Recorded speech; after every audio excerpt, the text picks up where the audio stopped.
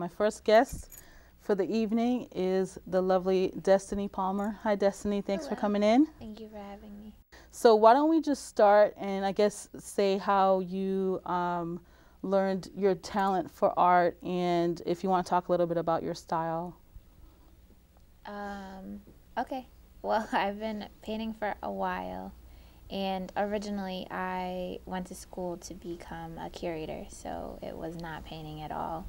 And then I went down a different path. I started painting for all of my studio classes, and then I realized that that's what I wanted to focus on. And my painting style has always been abstract, even when I did dabble in it in high school. So it's always been abstract and has been kind of consistent for a while. It's just never been on the forefront up until now and up until finishing school anyway. Yeah.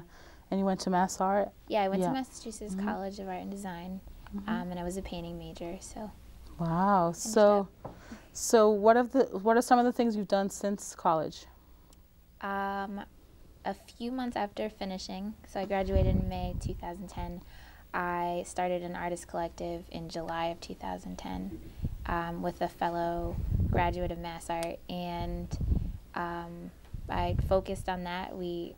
Traditions Remix is what we started, and it was really to just create a comfort for people that were just graduating and trying to figure out what they wanted to do after graduation. And just be that support system that we all need, once we're not in a classroom setting anymore. Yeah.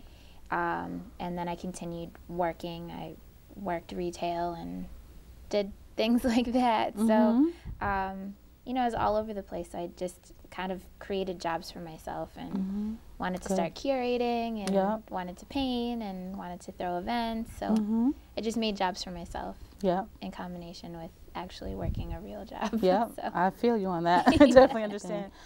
Traditions Remix, what a great name. How did you come up with that name? Well, it kind of taps into all of the things that me and the other artists who started at Stephen Hamilton wanted. Who we're going to meet a little bit later in the show. Wanted to do and focus on. Our work is it's inspired by our Southern traditions and our Southern roots from our families. But we're also really interested in being able to make that our own thing. And so there's a huge generation gap between, our great-grandparents and our grandparents. But we are inspired and we love where we come from. So it's about trying to build off of what we know and where we're from and what we know today. So being able to build these gaps generationally. So you're from the South, or your parents are? I was born in South Carolina. I was raised in Connecticut. But my mother's from South Carolina. My grandmother's from South Carolina. My grandpa's from North Carolina. So. Oh, wow. Okay. Recently became a raw artist. What's that about? Yeah. I submitted my portfolio to Raw Artists, which is a national organization that represents artists of all types of genres, including fashion to music and all of that stuff. So what they do is they showcase every month a group of artists, and you come and you're given a space to show your work and also to sell your work. I am really interested in being able to bridge a lot of gaps that happen in the art world. So making art accessible to people in my community and being able to explain what art is and what and change all of their perceptions on it. So I don't have a specific idea as to what, a concrete idea as to what I want it to be or where I want it to go, but I'm very open and I'm extremely ambitious to doing anything. It's not about being competitive anymore. It's really about being able to help one another, because that's how the power of art works. It's about being able to say, hey, check this person out. You may not like my work, but you can like this other person's work. And ideally that's the basis of what Traditions Remix is to be able to lend a hand to one another. Now, do you have a official studio space, or how can people get in touch or come find your work? My work is a little bit all over the place right now, but that's a good thing. I do have a studio. It's out of my apartment, and I'm always open for studio visits, so they just need to email me, which is destinypalmer@gmail.com, and we can arrange a studio visit. And we're back to Soulkore Sessions with Nomadik here at MATV. And as I mentioned earlier, we're going to see some of the artwork by Destiny Palmer, who's here standing beside me. So, Destiny, why don't you tell us about this piece you brought in with us today? This is a triptych, and I've been working on it most recently. It's one of my recent paintings. And it's inspired by landscapes, and it's a fairly limited palette, and I'm trying to focus on much broader, larger shapes that cover the canvas versus more like striped kind of things that are going on. So Wow. I'm learning. I learned from all of my paintings, and you know, I'm inspired, and then I find one thing that I like, and then I bring it to the next painting, and Right. always bring something. Yes. So, many bright, bold colors. How were you feeling that day when you decided to do this one? I'm usually really all over the place when it comes to my paintings, and it's a mix of a lot of things. So it ends up being like a mix of the music that I'm listening to the mood that I'm in, to trying to describe an interaction that I've had. So it's really a culmination of like everything. So I couldn't describe one thing, but yeah. I mean, for me, like it took the majority of this painting came from like a 12-hour paint session. So it was just literally painting for 12 hours, going back and forth, while working on like other things that are up in the studio. But yeah, this is probably the first painting that I've sat that long with. Wow. And so, is this typical to what you do, or is this something completely different from what you normally do? This is my typical style. I usually stick with very hard edges, tape lines, very geometric shapes, very abstract. Some of my paintings kind of drift off from there, and they end up being really abstract and really painterly or really gestural. So this is ideally my main style. All right. Well, this is it. This is Destiny. Look her up. Traditions Remixed. Yeah. Well, thank you, Destiny, and stay tuned. We're going to sit and chat with the next artist here at Soulkore Sessions. Here to interview Shaanti Williams. How are you, Shaanti? How are you doing, man? Good. Thanks for coming. Thank you for inviting me. Thank you. Yeah, we're just featuring some of the artists in the area, so we're glad you took the time out to join us here at MATV. Okay. And so let's get into it. You're an artist. You're a teacher. College graduate. What do you want to get into first? Born and raised East Orange, New Jersey. Oh yeah, from New Jersey. You gotta let people know. People know I'm from Jersey. He's I'm not a from transplant Boston. from Yeah. Boston, but Okay. I've been here for a good 15 years, so I call this place home now. Okay. Yeah, Cool. I definitely do. I like New England. So school brought you to New England, yeah? I went to Rhode Island School of Design in Rhode Island. I majored in illustration, but I switched over to painting halfway. Okay. What made you switch? A teacher, one of my teachers, noticed that I was painting more than illustrating. There's a difference, and one is telling a story, and I feel one is more expressing yourself of how you feel. And I was expressing myself a little too much. The painting, I feel, is expression. Okay. And so I started drifting towards the painting. Oh, okay. Yeah. So you want to express yourself a little bit more? I think so at the time. Okay, yeah. Cool. So did you enjoy your time in school? Oh, I liked it. Yeah. Yeah. It was a good experience. It was different from what I was used to. New England as a whole was an eye-opening experience. And really? Going to an art school from where I had been was totally different. Okay. Yeah. The culture was different. Really? Wow. People, yeah. Culture shock when you went to school? I don't want to say shock, because shock sometimes sounds negative. It was just, it was different. It was something to get used to. And I liked that having something that I could, like, you know, start fresh with and learn. So it was a great experience. And now, so you found your way here to Boston. Found my way here to Boston. Yeah. And you've been teaching? I've been teaching for about, I think, 12 of the years I've been here. I started out working in silkscreen studios, working in different printmaking studios.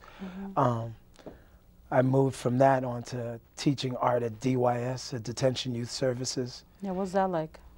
It was good. That's what got me into the idea that I wanted to teach, because I was working with people, with children who, you know, were in the system, and they were in lockup and they didn't have a lot of ways to express themselves, how to get out and, you know, tell how they really felt. And it was nice to be able to give them the tools to express themselves, you know, in a positive way. And from that experience, I wanted to move into teaching and, you know, deal with younger kids, you know, especially like, you know, before they get that older kid attitude, you know, so that's why I like the kindergarten. You know? start them young. You start fresh and you get to watch them grow. And as an art teacher, I get to watch them mature through their work, you know, because I see them in 6th grade and, you know, they're older. So. Yeah, wow.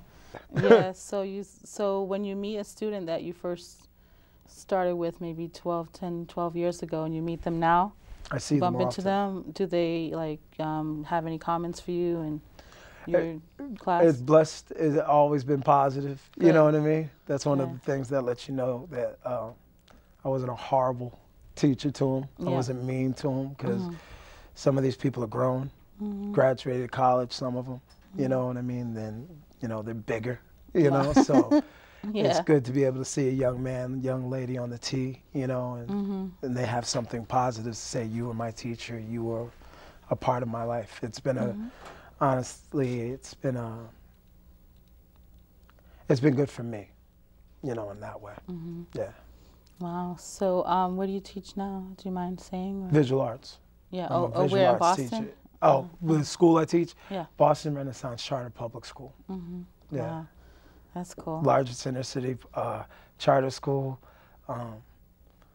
It is pretty much the area of Boston lottery system, so they take everybody in. You know what I mean? Everybody has a chance. So I see a lot of different demographics of Boston. I see a lot of different areas. Met a lot of different people. It's been a good experience. Wow. Yeah. And so what's the next step for you with your art? I wish I had the big master plan. I work. I'm one of those people who as I've grown older, I've realized it's not so much that I have a choice. I make work. I will work. You know what I mean? And hopefully I can support myself and the family, you know what I mean, and still make work and make the time to work. But yeah, no, I'm always working. So right now I'm trying to show more. I'm trying to actually, like, you know, get back out there. Good. It was easier when I was younger. Yeah. Yeah. Yeah, it's okay. So we're just glad you're back on the scene doing your thing. Thank you. Thank you. So yeah, so why don't we get into it and see what artwork you brought in for us today. So we'll get right into it. Thank you very much. So we'll be right back, and we're going to see what artwork Shaanti brought in for us live in the studio. So we'll be right back. Here with Shaanti Williams at MATV Soulkore Sessions. And he brought in today to share with us some of his artwork. So we're going to get right into it. Wow, there's a lot of really great portraits. So Shaanti, why don't you start? I think you said you want to start with your more political work, so we're going to start with that. Sure. I don't really consider my work political. It's more, I'm a visual learner, and I understand things through pictures. So when I wanted to understand about the plight of, you know, Chuck Turner and things that he was going through, because I've met the man and, you know, I saw him in one way. On the far so I painted a picture of him as I read about him, because that's how I take in information. When I wanted to learn about busing in Boston, I have a few friends from both sides of it, and I really wanted to get an understanding of it. So I read about Jim Kelly, and as I read about him, a portrait comes out of it. So that's how I paint. I read, and then it comes out. My illustration, this is an example of an illustration. It's a little more of a narrative to tell a story. It's called Sit and Stand Out. And I didn't want to draw a civil rights picture that was directly from, you know, source material. I wanted to make up something that I still could connect to the idea of civil rights to me. So. All right, and now we're going to look at a series of other paintings by Shaanti. Like I said, I understand things visually first, and personalities, and I try to capture them, like on the canvas. It doesn't always happen. You know what I mean? You try your best, but like this portrait right here, meeting DJ Nomadik she's personality more than anything. You hit me quickly, and that night, the night that I met you, I started painting a picture of you, just to go into the way that I work. You know what I mean? It's kind of spontaneous. I should have a plan. You should have a plan, but I don't. This painting was, I wanted to illustrate 3 little birds. I have 3 little girls. Peace, babies. I've got 3 little girls, so I wanted to just make an illustration about them without drawing their faces, because I always draw portraits. I've drawn these portraits. And there's an entertainer, a New England entertainer named Lisa Jellobello.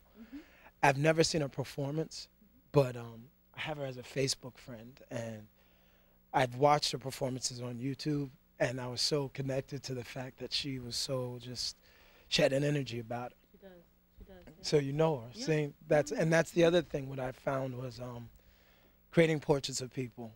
I've come into contact with people who know them, and their points of view about the people who I created the portrait of, and all that feedback, I think, adds to the portrait more than the actual picture itself. The picture itself is just my documentation, my point of view, my perspective.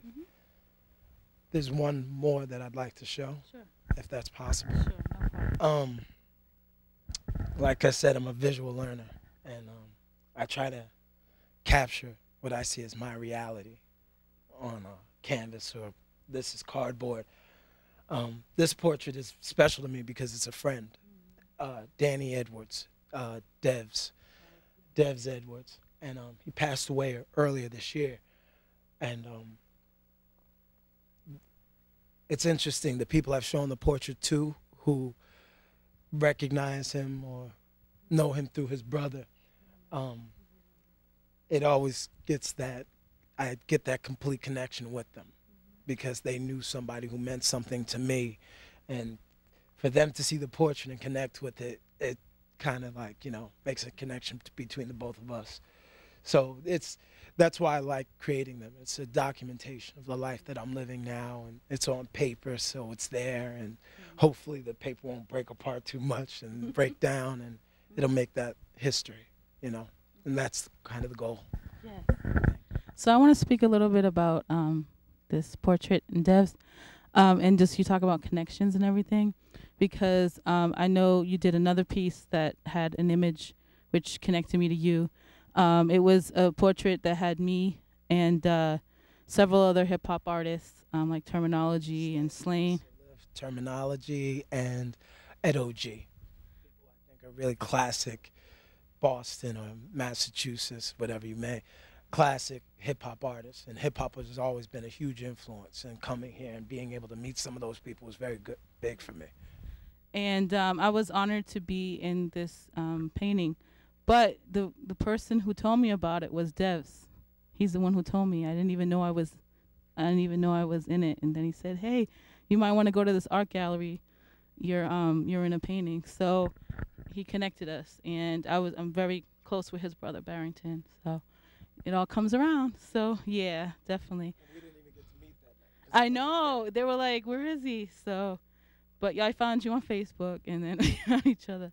But I forgot to mention on how people can get in touch with you, and thinking about that hip hop piece you did. What good? What's that about? I had to come up with a tag name, and again to connect back to Danny, he was really big, like he was well known as a graffiti artist in the area, and he had a tag, and about 30, I was 30 years old, and I remember we were talking about tagging and talking about graffiti, and I was like, I want to start doing that. And the idea of a 30-year-old man going out and getting on buildings and doing that was kind of funny.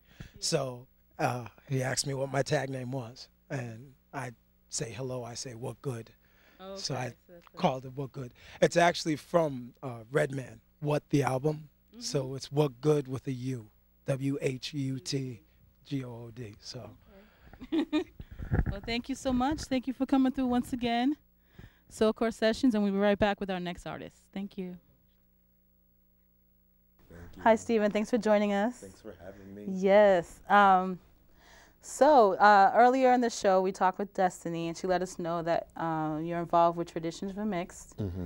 And so why don't you talk a little bit about your involvement and how you met up with Destiny, and just talk a little bit about your inspiration behind your art. Awesome. Me and Destiny met while we were in college. We were at Massachusetts College of Art and Design. I was an illustration major, she was a painting major. And we were both part of the Black Artists Union at MassArt, which was, the mission statement of the union was to create a community amongst students of color at MassArt. So a representative voice for that community, and also as like a support system for that community. And through Black Artists Union, we put together a number of events. We put together movie nights, we put together exhibitions. We like did a lot of stuff there at the Black Artists Union. When we graduated from college, Destiny had the idea of putting together a collective that would serve, would do something similar, but for emerging artists outside of college. And so me and her talked, and we came up with the idea of Traditions Remixed, and we founded Traditions Remixed. And we had our inaugural, our launch exhibition 2 years ago, September. So it's been 2 years? Yep, 2 years wow, now. Okay. September 2010 was when we had our first exhibition as Traditions Remixed, and it was an awesome experience. I bet. You guys work so well together. Yeah, thank you. Yeah. Like I'm a figurative artist, and Destiny's mostly abstract, but there are certain things, core concepts that we really enjoy. And even though we work in somewhat different, with somewhat different technique, there's certain themes that you can see in her work that you can see in my work as well. Yeah. So. Wow. So. So if you can describe a little bit more, or get into a little bit more about some of your inspiration on your work. I know you do a lot of research. Yeah. My work, which is great. My work, I've been doing a lot of fine arts work lately. My major was illustration, so a lot of times my work has a very important, strong narrative aspect to it. Very interested in telling stories, but my work as a whole is discussing the connections between Black cultures past and present. So discussing the importance of African-based cultures in Africa historically, and also in the diaspora. So in, you know, United States, Latin America, the Caribbean, and showing the diversity in those different cultures, but also how they're related to each other and how they're influenced by African civilization. So that's a common theme that comes up in my work. My work is at Haley House, at the Haley House Bakery Cafe on 12 Dade Street. It's right next to the Tropical Foods grocery store. Okay. And it will be there until April 20th. April 20th is the last day of the exhibition. Okay. If people want to see more of my work, they can go online. My link is on traditionsremixed.com, which is me and Destiny's site, the site for Traditions Remixed. Or you could visit the Art of Stephen Hamilton, Stephen with a PH. The Art of Stephen Hamilton. Gotta say that. Yeah. They'll be looking for you as a B. theartofstephenhamilton.com. That's my website, and that has my personal work. Okay, cool. Wow. So, and just like I asked the others, like, where do you see yourself going in the future with your talent and your art? Where do you see yourself going with that? You know, in the near future or down the line? What me and Destiny really share is a desire for art to be very accessible. Like, one thing that sort of irritates me is there's sort of this movement to keep art very isolated amongst amongst the quote unquote intelligentsia. So what I want to do with my work is I have a message that I feel is important with my work, and I want to share it with as many people as possible. So right now I'm working on a large an ongoing project which includes paintings, a graphic novel, and hopefully animation as well. So that large project is something that I'll probably be working on for the next 5 years. Wow. Yeah. And then it's a smaller part of an even larger ongoing project. But I majored in illustration, so I have a love for like video games and comic books and things of that nature. So in addition to creating these fine arts paintings, creating like exploring graphic novels and exploring animation and more commercial ventures, which you can send a message, but more people will be hearing it. Right. Those are things that really interest me as well. So hopefully down the line I'll be able to do that. Sounds like and a promote plan, that. yeah. And also, before we look at your artwork that you brought in, you do currently, on top of all that stuff and all those big plans you got, you currently teach as well. Yeah. I teach on Saturdays at 18 Somerset. Me and Destiny teach a portfolio prep class. So anybody who has kids who are applying to art school or interested in applying to art school, we help them there. And I also work during the week at Artists for Humanity, which is an excellent place to work. Most awesome job ever. And I work as a mentor in the painting department. I work with the after school program, and I also work with BEAD, which is a newer initiative targeting formerly DYS involved or DCF involved young people between the ages of 17 and 24. Good work. So thanks for coming, but don't go away just yet. We're gonna actually see his artwork right here, what he brought in live in the studio.